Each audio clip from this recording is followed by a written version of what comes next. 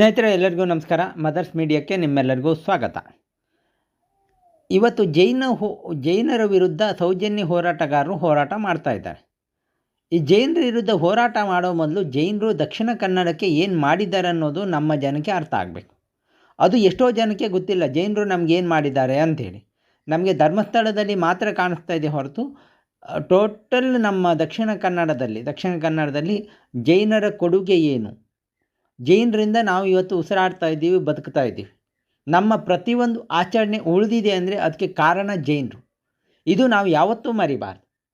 ಜೈನರು ಬೇರೆ ಕಡೆಯಿಂದ ಬಂದವರು ಹೌದು, ಆದರೆ ಅವರು ಬಂದು ಬೇರೆಯವ್ರ ಥರ ಇಲ್ಲಿದ್ದನ್ನು ಹಾಳು ಮಾಡಿ, ಇಲ್ಲಿನ ಸಂಸ್ಕೃತಿನ ನಾಶ ಮಾಡಿ ಅವ್ರ ಸಂಸ್ಕೃತಿನ ಅಥವಾ ಅವ್ರ ಧರ್ಮನ ಪ್ರಚಾರ ಮಾಡಲಿಲ್ಲ.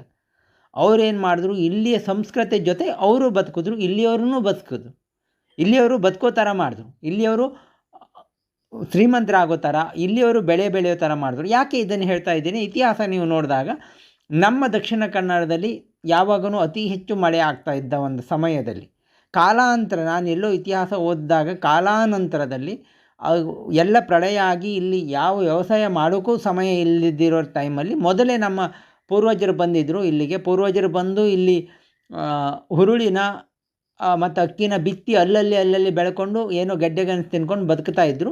ಅದ್ರ ಜೊತೆಗೆ ಕೊರಗರು ಇಲ್ಲಿ ಮೊದಲು ಅವರು ಬೇರೆ ಕಡೆಯಿಂದ ಬಂದರು, ಅವರು ಇಲ್ಲೇ ಇದ್ದರು ಮೂಲ ನೆಲೆಯಾಗಿ. ನಮ್ಮ ಸಹೋದರರು ಇಲ್ಲಿ ಪ್ರಳಯ ಆದಾಗ ಎಲ್ಲರೂ ಹೋಗಿ ಮತ್ತೆ ವಾಪಸ್ ಬಂದಾಗ ಏನು ಇಲ್ಲದಿದ್ದಾಗ ಹುರುಳಿ ಬಿತ್ತಿ ಅವರು ಬೆಳೆದು ಅವ್ರು ಅಕ್ಕಿ ಮಾಡ್ಕೊಂಡು ಈ ಥರ ಮಾಡ್ತಾಯಿದ್ರು. ಕಾಲಾನಂತರ ನೆಕ್ಸ್ಟ್ ಬಂದಿದ್ದೆ ಜೈನರು ಬಂದಾಗ ನೋಡಿದ್ರು ಇಲ್ಲಿ ಯಾವ ರೀತಿಯೋ ಬೆಳೆಯೋಂಗಿಲ್ಲ.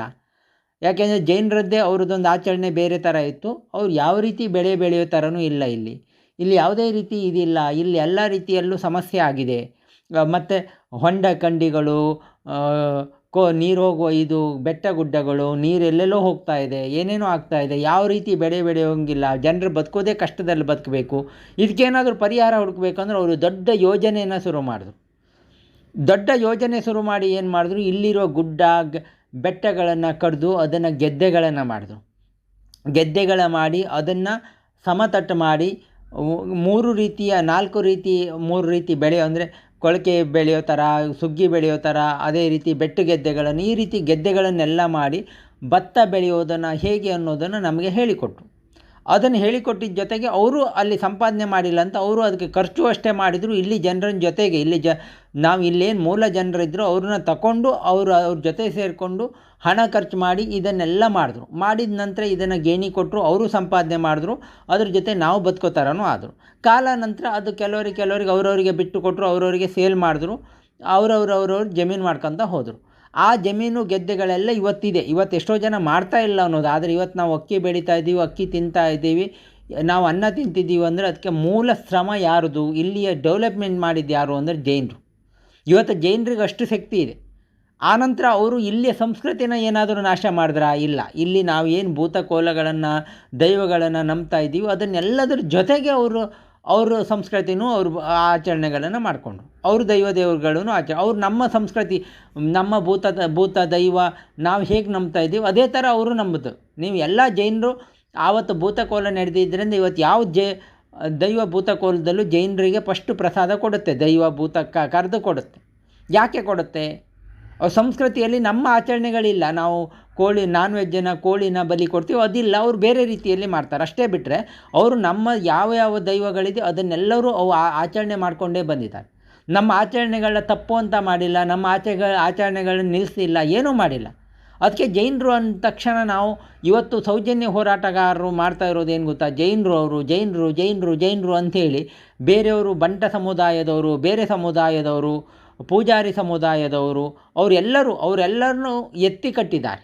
ಅವರೆಲ್ಲ ಸಮುದಾಯದವರಿಗೂ ಜೈನರ ಇದೆ, ಋಣ ಇದೆ. ಯಾಕೆಂದರೆ ಇಲ್ಲಿ ಬದುಕೋ ಥರ ಮಾಡಿದೆ ಎಲ್ಲ ಸಮುದಾಯಕ್ಕೂ. ಅವರು ಯಾವ ಜಾತಿ ಧರ್ಮ ಅದು ಯಾವುದನ್ನು ನೋಡಿಲ್ಲ ಜೈನರು ಸದಾ ಎಲ್ಲರ ಜೊತೆ ಒಬ್ಬರಾಗಿ ಬದುಕಿದವು.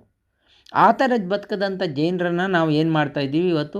ಧರ್ಮಸ್ಥಳ ಒಂದು ಸೌಜನ್ಯ ಹೋರಾಟದಲ್ಲಿ ಅವರನ್ನು ಜೈನರು, ಧರ್ಮಸ್ಥಳ ಅವ್ರ ಕೈಯಲ್ಲಿದೆ, ಅದು ಸರ್ಕಾರ ಆಗಬೇಕು, ಅವರು ಹಿಂದೂ ಧರ್ಮನ ಆಚರಣೆ ಮಾಡುವಂಗಿಲ್ಲ, ಹಾಗೆ ಹೀಗೆ ಅಂತ ಹೇಳ್ತಾಯಿದ್ರು. ಅವರು ಹಿಂದೂ ಧರ್ಮನ ಆಚರಣೆ ಮಾಡ್ತಾಯಿದ್ರು. ದೇವ್ರು ಪ್ರತ್ಯಕ್ಷ ಆಗಿಯೇ ಬಂದಿದ್ದಾನೋ ಇಲ್ವೋ ಗೊತ್ತಿಲ್ಲ, ಆದರೆ ಅವರು ಮಾಡ್ತಾ ಇರೋ ಧರ್ಮ ಕೆಲಸಕ್ಕೆ ಬೆಚ್ಚಿ ದೇವ್ರ ರೂಪದಲ್ಲಿ ಮನುಷ್ಯರೇ ಬಂದು ಅಲ್ಲಿ ಸೃಷ್ಟಿ ಮಾಡಿರ್ಬೋದು. ಆದರೆ ಕೆಲವರು ಹೇಳೋದು ಕೆಲವುದನ್ನು ನಾವು ಒಪ್ಕೊಳ್ಬೇಕು. ಜೈನರಿಗೆ ಬರೋಕ್ಕಿಂತ ಮೊದಲು ದೈವಭೂತಗಳಿಲ್ವಾ ಧರ್ಮಕ್ಕೆ ಇತ್ತು, ಆದರೆ ಅದು ಆಚರಣೆಗಳು ಸರಿಯಾಗಿ ಆಗೋದಕ್ಕೆ ಧರ್ಮಸ್ಥಳ ಕಾರಣ ಆಯಿತು, ಅವರು ಪ್ರೋತ್ಸಾಹ ಕಾರಣ ಆಯಿತು. ಅವರು ಅದನ್ನು ಪ್ರೋತ್ಸಾಹ ಮಾಡಿ ವೀರೇಂದ್ರ ಹೆಗ್ಡೆಯವರಿಂದ ಹಿಡಿದು ಪ್ರತಿ ಹೆಗ್ಡೆಯವರು ಅದಕ್ಕೆ ಪ್ರೋತ್ಸಾಹ ಮಾಡಿ ಅದನ್ನು ಬೆಳೆಸ್ತಾ ಬಂದರು. ಅದರಿಂದ ನಮ್ಮ ಸಂಸ್ಕೃತಿ, ನಮ್ಮ ಭೂತಕೋಲಗಳು, ನಮ್ಮ ದೈವಗಳಿಗೆ ಅದ್ಭುತ ಶಕ್ತಿಗಳು ಬಂತು. ಆ ಶಕ್ತಿಗಳನ್ನು ಅವರು ನಿರಂತರವಾಗಿ ಮಾಡ್ತಾ ಬಂದರು. ಅವರು ಆಚರಣೆ ಮಾಡ್ಕೊತಾನೆ ಬಂದರು. ಎಲ್ಲ ಜೈನರ ಮನೆಯಲ್ಲೂ ನಿಮಗೆ ಭೂತಗಳಿದ್ದಾವೆ, ದೈವಗಳು ಎಲ್ಲ ಇದ್ದಾವೆ. ಅವರು ಆಚರಣೆ ಮಾಡ್ತಾ ಬರ್ತಾರೆ, ಕೋಲ ಮಾಡ್ತಾರೆ, ಎಲ್ಲದೂ ಮಾಡ್ತಾರೆ. ಅದನ್ನು ಬಿಟ್ಟು ನಾವು ಯಾವುದೋ ಒಂದು ಉದ್ದೇಶಕ್ಕೆ ಅವರು ಜೈನರು, ಅವರು ಹಿಂದೂ ಧರ್ಮಕ್ಕೆ ಸಂಬಂಧ ಇಲ್ಲ, ಅವರು ಹಿಂದೂ ಧರ್ಮದವರಲ್ಲ, ಅವರು ಅಕ್ರಮವಾಗಿ ಧರ್ಮಸ್ಥಳನ ಇದು ಮಾಡ್ಕೊತಾ ಇದ್ದರೆ ಅದು ಹಿಂದೂ ಧಾರ್ಮಿಕ ಸ್ಥಳ ಹಾಗೆ ಹೀಗೆ ಅಂತ ಅಪಪ್ರಚಾರ ಮಾಡುವ ಮಾತನ್ನು ನಂಬಿ ದಕ್ಷಿಣ ಕನ್ನಡದವರು ಮೋಸ ಹೋಗಬೇಡಿ. ಯಾಕೆಂದರೆ ಜೈನ ಋಣದಲ್ಲಿ ನಾವಿದ್ದೀವಿ. ನೀವು ಇತಿಹಾಸ ಬೇಕಾದರೂ ಓದಿ, ನಿಮಗೆ ಗೊತ್ತಾಗುತ್ತೆ. ಇತಿಹಾಸ ಎಷ್ಟೋ ಬರೆದಿದ್ದಾರೆ, ತುಳುನಾಡು ಇತಿಹಾಸ ಓದಿ ಅವರು ಕೊಡುಗೆ ಏನಿದೆ ಅನ್ನೋದು ಅರ್ಥ ಮಾಡ್ಕೊಳ್ಳಿ. ಆನಂತರ ಇಂಥ ಹೋರಾಟಗಳಿಗೆ ಇದು ಮಾಡಿ. ನಾವು ತಿನ್ನೋ ಅನ್ನದಲ್ಲಿ ಜೈನರು ಇದಿದೆ, ಅವರು ಅದರಿಂದ ಸಂಪಾದನೆ ಮಾಡಿರ್ಬೋದು, ಅವರು ಶ್ರೀಮಂತರಾಗಿರ್ಬೋದು, ಏನೇ ಆದ್ರೂ ಅದರಿಂದ ನಮ್ಮ ಋಣ ಇದೆ. ಯಾಕೆಂದರೆ ಅವರು ಬುದ್ಧಿವಂತರು, ಅವರು ನಮ್ಮನ್ನು ಜೊತೆಗೆ ಇದು ಮಾಡೋರು, ನಮ್ಮ ಸಂಸ್ಕೃತಿನ, ನಮ್ಮ ಆಚರಣೆಗಳನ್ನು ಯಾವುದನ್ನು ಹಾಳು ಮಾಡಿಲ್ಲ. ಅದಕ್ಕಾಗಿ ಅವ್ರಿಗೆ ನಾವು ಯಾವತ್ತೂ ಋಣಿಯಾಗಿರಬೇಕು, ಅವರಿಗೆ ನಾವು ಯಾವತ್ತೂ ಇದಾಗಿರಬೇಕು. ಯಾವ ಎಡಬಿಡಂಗಿ ಹೋರಾಟಗಾರರು ಮಾತಾಡ್ತಾ ಇದ್ದಾರೆ, ಸೌಜನ್ಯಗೆ ನ್ಯಾಯ ಸಿಗಬೇಕು, ಅದು ಯಾವ ರೀತಿ ಆಗಬೇಕು, ಕೋರ್ಟ್ ಮುಖಾಂತರ ಆಗಬೇಕು.